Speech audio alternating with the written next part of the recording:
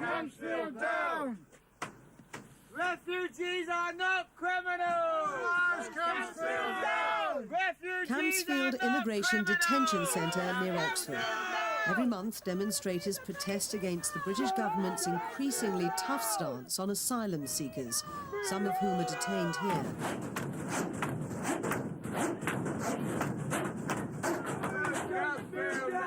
The demonstrators believe the UK's policy of housing asylum seekers behind barbed wire is inhumane. They're part of a network of groups around the country providing practical and moral support to those seeking refuge. It was announced recently that Campsfield is to close down, for which campaigners like these take the credit. But Campsfield is just one of many detention centres in the UK. We'll go on campaigning until all detention centres are closed. We are part of a national network called Barbed Wire Britain, which campaigns for an end to detention in Britain.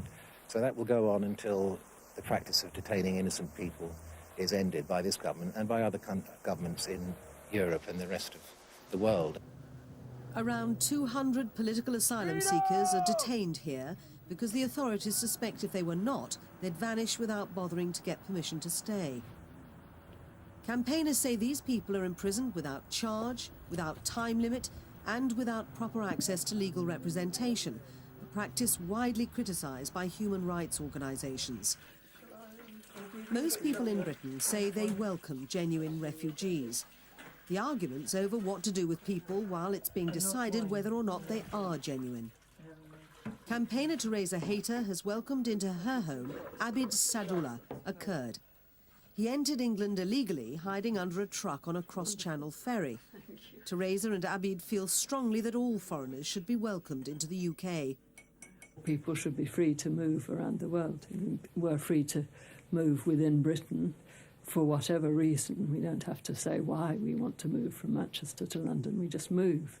And it should be the same for refugees or people who are looking for jobs or looking for work or people who just want to see the rest of the world. When we come, we had to come, and we want to be welcomed.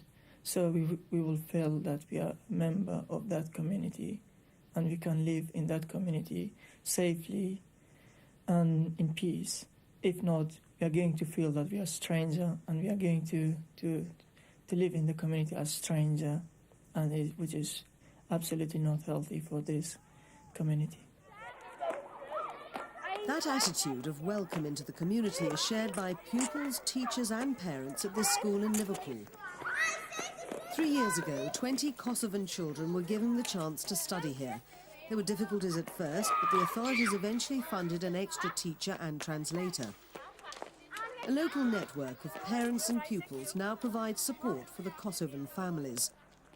Was ist morgen? Morgen ist Claire? The children are now fully integrated in the school, but the UK's lengthy asylum process is causing much uncertainty over whether they'll be allowed to stay. The school is pleading their case, in particular opposing a new law stating that the children of asylum seekers should be educated in separate accommodation centres. Headmaster and pupils alike say the influx of Kosovan refugees has been beneficial for everyone. I think it's good in that way because you can't really get in contact any other way to the other side of the world. So if they don't come here or we don't go there, we'll probably never see anyone else from the other side of the world. It's been excellent for our pupils. They couldn't have a better understanding of what a war zone. You see it on the television or they watch films of war, but when you actually meet people who've been there and seen relatives killed or wounded, or in one case they didn't know where the dad was for a long time, people missing, then the children get a real understanding of this it's not something that's just on the television. It brought it home quite well to them.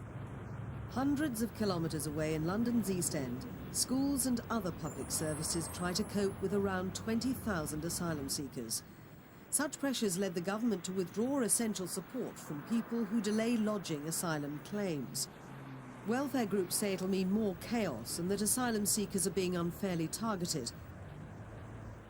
This East London surgery has hundreds of patients who are asylum seekers.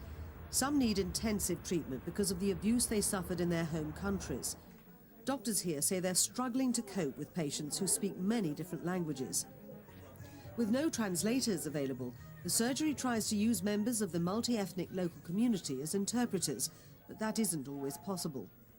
Everyone agrees that the sooner asylum claims are processed, the quicker resources can be concentrated on genuine cases.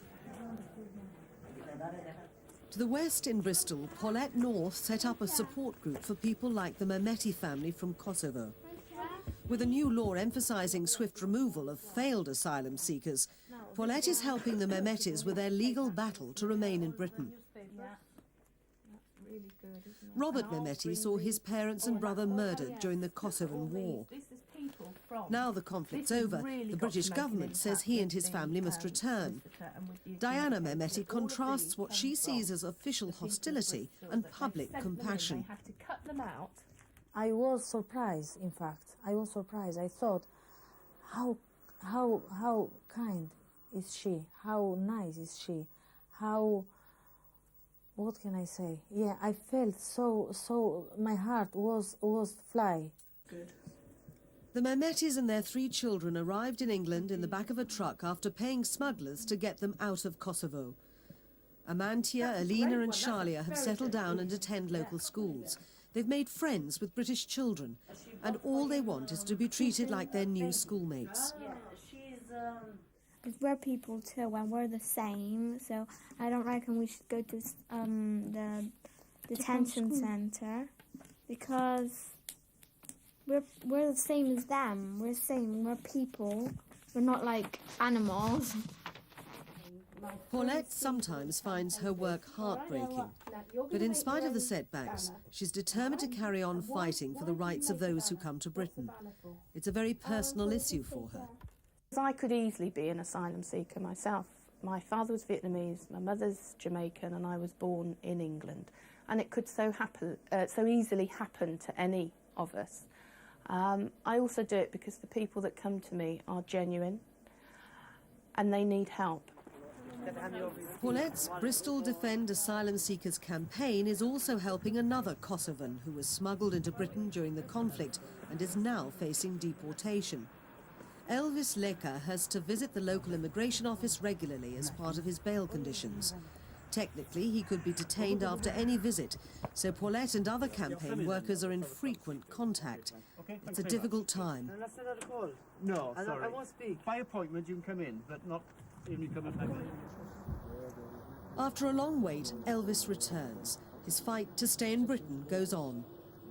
He'll carry on working as a supervisor at a local hostel, but recent changes to government policy mean asylum seekers cannot work, so he's now acting illegally. All he wants is to be allowed to make his own way in Britain. And I don't want nothing from this government at all. I don't want any help from this government. Just I want the right to stay in this country, because it's not human rights when they're doing.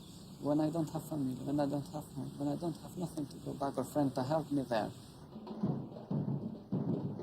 The struggle also continues for the Mehmeti family, but a march through Bristol to publicise the plight of all asylum seekers reinforces their feeling that local people want them to stay. We should look on and welcome these people who are fleeing terrible situations, partly of which we're responsible for creating. There was a reason for them to come, and then it seems slightly strange for the government to suddenly create a reason for them to go back, i.e. the country that they come from is now safe. I think if people are in a position where they need to leave their country because of something that's happened to them, in terms of war, persecution, that they should be allowed to come here. The Mehmetis say that after the trauma of the war and their journey from Kosovo, they want to be allowed to continue with the life they've built in Britain. Opponents say they should never have been allowed to build that life until granted refugee status. With tougher legislation, it's more likely that they'll be deported.